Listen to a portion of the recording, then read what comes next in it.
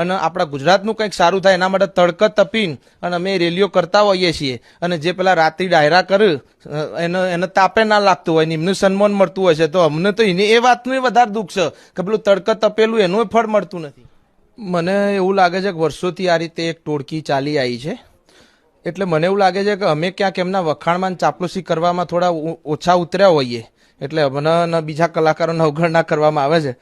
અને જે કલાકારો ત્યાં આગળ તમને સ્ક્રીન પર દેખાય છે એ બધા એમાં માસ્ટર હશે. એટલે કીર્તિદાનભાઈ એવું બોલ્યા હતા કે ભાઈ કલાકારને કોઈ જ્ઞાતિ ના હોય તો અમે પણ એ વાતથી સ્વીકારીએ છીએ અને અમે એમની જોડે છીએ કે ભાઈ કલાકારને કોઈ જ્ઞાતિ ના હોય તો પાટીદાર સમાજને ક્ષત્રિય સમાજને કેમ અવગણના કરવામાં આવે.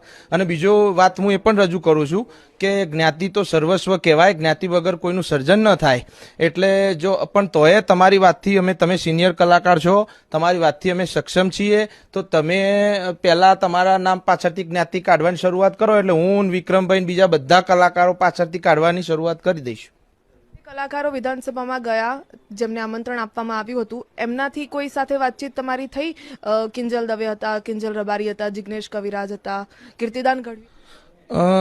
ના, એ લોકો જોડે મારે કોઈ વાત થઈ નથી. અને એ બધા અમારા મિત્રો છે, એમનું સન્માન અમને ખૂબ ગમ્યું કે એમનું સરકારશ્રી દ્વારા સન્માન કરવામાં આવ્યું. એનાથી અમને દુઃખ નથી, પણ બીજા કલાકારોનું સન્માન નથી થયું એ બાબતેનું દુઃખ. તમે અત્યારે વિક્રમભાઈને મળવા આવ્યા છો, શું વાતચીત કરવાના છો અને આગામી કોઈ નિર્ણય કરશો?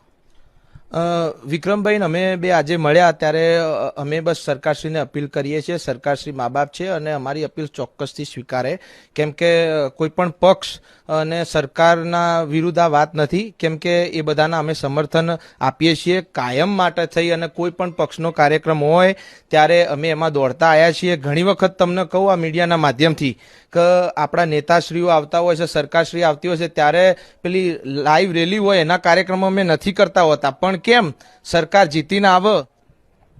એટલે ક્યાંક ને ક્યાંક સાગર પટેલનું કહેવું છે કે ચાપલુસી કરતા લોકોને સન્માન